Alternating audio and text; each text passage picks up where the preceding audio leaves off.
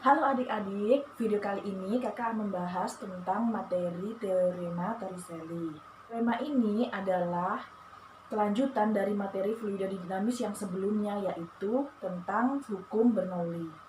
Oke, di sini adik-adik pernah melihat tangki air yang bocor, atau ember yang bocor, atau botol air adik-adik yang pernah bocor.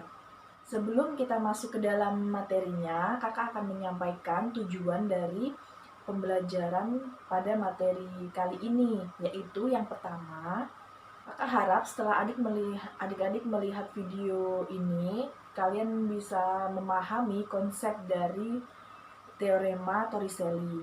Yang kedua, kalian bisa menentukan persamaan-persamaan yang ada di dalam teorema Torricelli. Oke, sekarang kita akan masuk ke dalam materinya ya adik-adik. Kalian pasti tahu tangki air itu seperti apa kan? Yang seperti ini nih, atau bak pengisian air seperti ini. Teorema Torricelli itu adalah fenomena di mana air menyembur keluar dari lubang bocor yang terdapat pada tangki air. Jadi airnya itu keluar dari lubang bocor pada tangki air, bukan dari keran air yang pada tangki ya. Teorema Torricelli itu adalah salah satu penerapan dari hukum Bernoulli. Sebelumnya, adik-adik harus melihat tentang percobaan teorema Torricelli berikut ini. Dalam percobaan teorema Torricelli ini, kita hanya memerlukan air, kemudian botol yang sudah dilubangi dengan 3 lubang. Yang lubang pertama itu 5 cm dari permukaan, kemudian 10 cm dan 15 cm. Kemudian ada selotip, dan yang terakhir wadah untuk menampung air yang nanti keluar dari botol. Cara kerjanya yaitu kita tutup 3 lubang itu menggunakan selotip.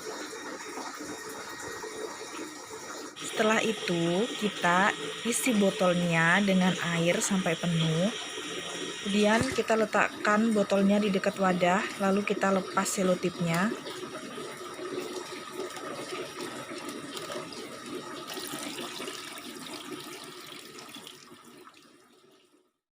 Dari hasil percobaan tadi, kita mendapatkan bahwa kecepatan dan jauhnya pancaran pada lubang yang ketinggiannya 5 cm lebih besar dibanding dengan 2 lubang lainnya. Ini berarti kecepatan dan jauhnya jangkauan pancaran air yang keluar dari tangki air dipengaruhi oleh ketinggian lubang terhadap permukaan air. Jadi, semakin jauh jarak ketinggian permukaan air terhadap lubang, maka semakin cepat dan semakin jauh pancaran air yang keluar dari lubang. Tangki air yang kakak maksud di sini adalah tangki air yang tidak ditutup rapat seperti pada gambar ini ya. Di sini kita menganggap bahwa tangki air memiliki 2 lubang, yaitu lubang 1 pada bagian atas tangki air dan lubang 2 pada bagian lubang bocor pada tangki. Kita sudah ketahui sebelumnya bahwa persamaan hukum Bernoulli adalah P1 ditambah setengah dikali Rho dikali V1 kuadrat ditambah Rho dikali G dikali H1 sama dengan P2 ditambah setengah dikali Rho dikali V2 kuadrat ditambah Rho dikali G dikali H2.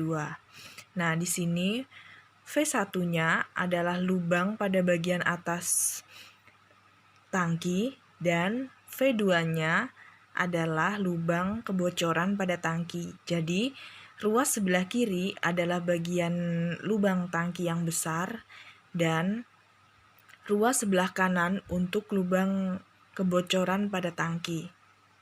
Karena kedua lubang sama-sama terhubung dengan udara bebas, maka tekanannya kita anggap sama, sehingga P di kedua ruas dapat kita coret. Kita juga bisa mencoret Rho pada kedua ruas.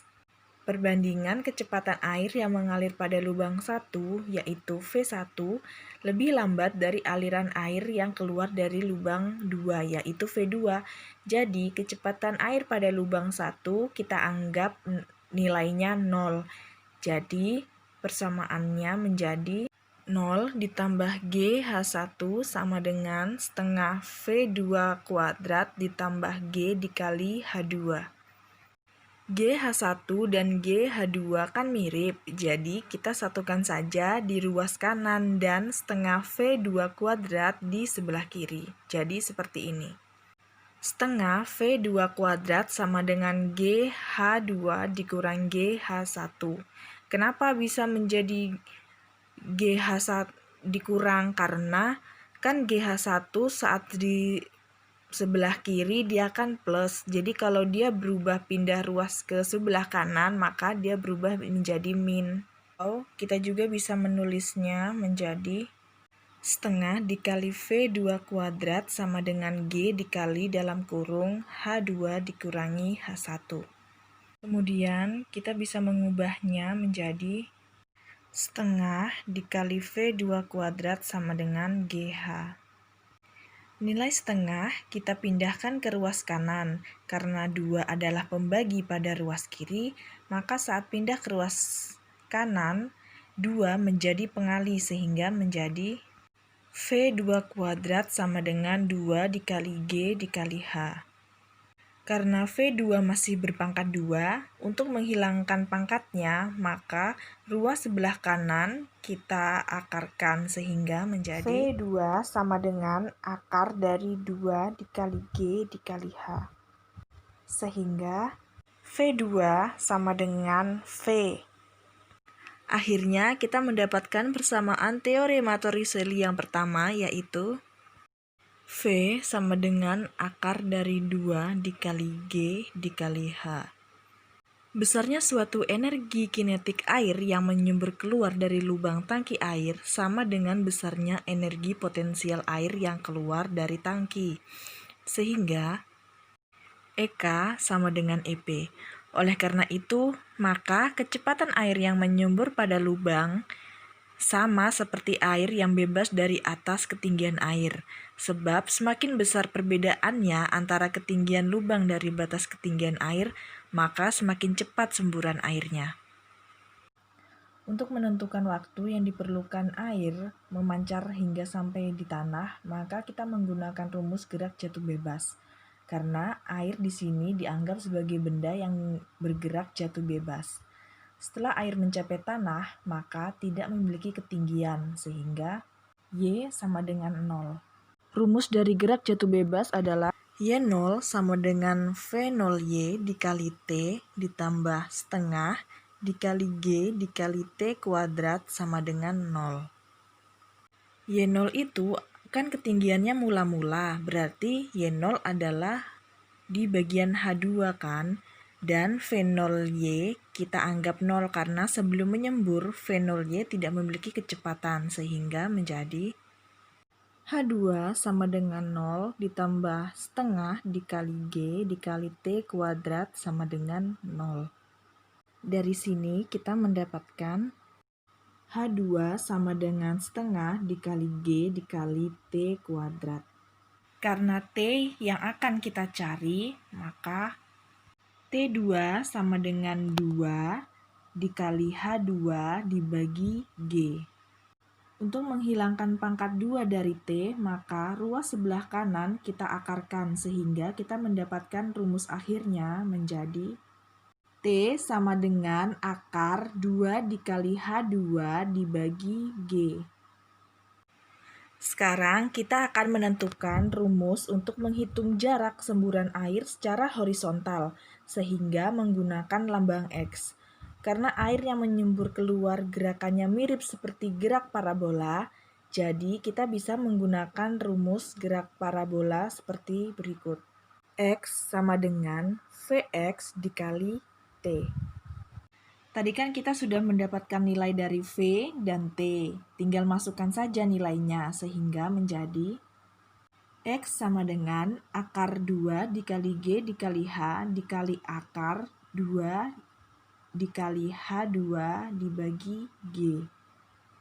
Karena sama-sama dalam akar, maka kita bisa menyatukannya ke dalam satu akar menjadi X sama dengan akar dari 2 dikali G dikali H dikali 2 dikali H2 dibagi G. Kita bisa coret G yang di bagian atas dan di bagian bawah. Kemudian 2 dan 2 dikalikan menjadi 4 sehingga kita dapat keluarkan dari akar. Sehingga kita mendapatkan rumus akhirnya yaitu X sama dengan 2 akar dari H1 dikali H2.